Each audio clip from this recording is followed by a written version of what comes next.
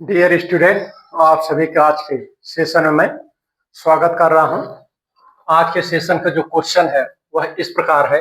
प्रथम कोटि अभिक्रिया के बारे में क्वेश्चन है और केमिकल काइनेटिक्स से रिलेटेड एक क्वेश्चन है। तो प्रथम कोटि की अभिक्रिया ए उत्पाद के लिए अभिक्रिया के दर स्थिरांक मतलब के की वैल्यू दर स्थिरांक को कैसे रिप्रेजेंट करते हैं, उसका मान दिया है कितना 0.0346 मिनट पर मिनट है।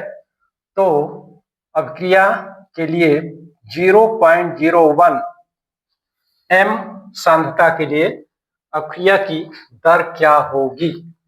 तो अभिक्रिया की दर पूछी जा रही है क्या होगी, जिसमें दिया है कि प्रथम कोटि की अभिक्रिया है और इस अभिक्रिया के लिए जो के की वैल्यू है वो कितनी है 0.0346 मिनट पर मिनट और इस सांद्रता पर 0.01 एम सांद्रता पर इस प्रथम कोटि अभिक्रिया की दर क्या होगी, उसके लिए गणना करना है, पता लगाना है। इसमें 4 ऑप्शन दिए हैं।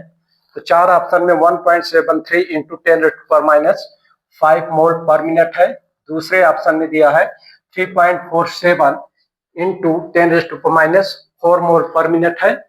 इसी प्रकार तीसरे ऑप्शन में दिया है 3.47 इंटू 10⁻⁵ मोल पर मिनट है और लास्ट ऑप्शन में दिया है 1.73 इंटू 10⁻⁴ मोल पर मिनट है। तो इन 4 ऑप्शन में से इस अभिक्रिया के लिए इस सांद्रता पर क्या अभिक्रिया दर होगी, इसकी गणना करना है। तो गणना करने के बाद ही सॉल्यूशन इसका निकलेगा कि इसके लिए दर क्या होगी इस सांद्रता पर 0.01 सांद्रता पर। तो जैसा कि आप सभी को मालूम है, किसी अभिक्रिया की जो दर होती है dx/dt इज इक्वल टू होता है के एक्टिव मास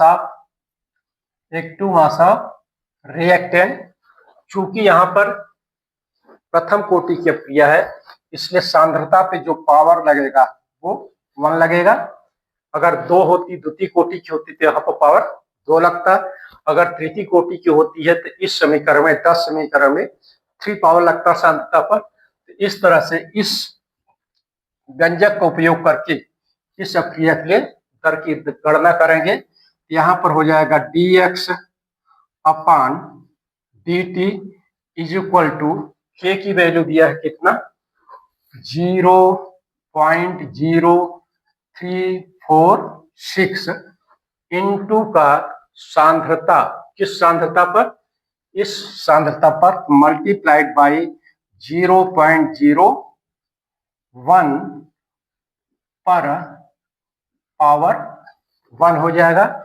इसकी वैल्यू इतने ही आएगी क्योंकि पावर 1 है, इसलिए dx dt बराबर हो जाएगा 0.0346 मल्टीप्लाइड बाई, इसको हटा दिए डेसिमल को, ये हो जाएगा 10⁻² का होल पावर मीन्स ये हो जाएगा 0.0346 इंटू 10⁻²।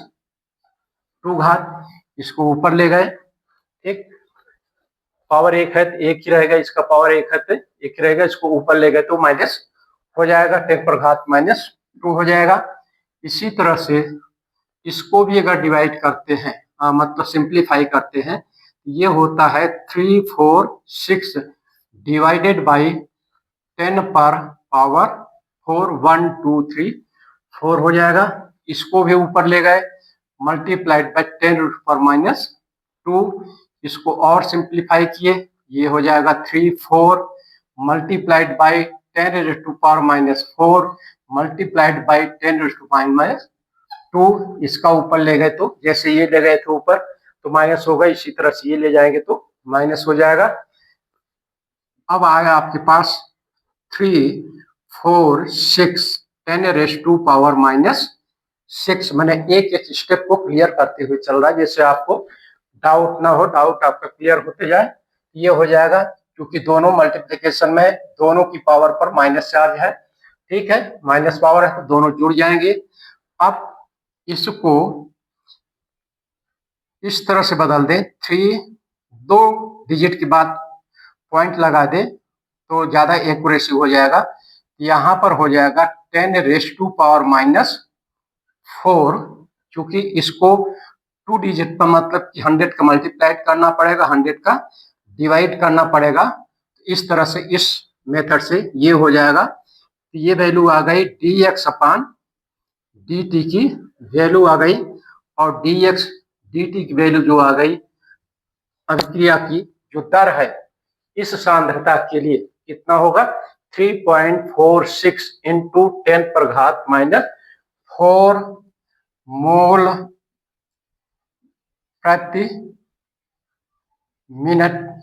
इस तरह से इसका आंसर होगा डियर स्टूडेंट। तो ऑप्शन में क्या दिया है, कहाँ दिया है, ये देखते हैं कौन सा ऑप्शन सही होगा। 3.4 10⁻⁻ इतना, तो यहाँ पर आंसर जो होगा, आंसर होगा डियर स्टूडेंट इस क्वेश्चन का बी होगा। बी क्वेश्चन इस क्वेश्चन का आंसर होगा और बी राइट है। तो नेक्स्ट वीडियो में मैं आप सभी के लिए एक नए क्वेश्चन के आंसर के साथ पुनः इंटरेक्ट करूंगा। धन्यवाद।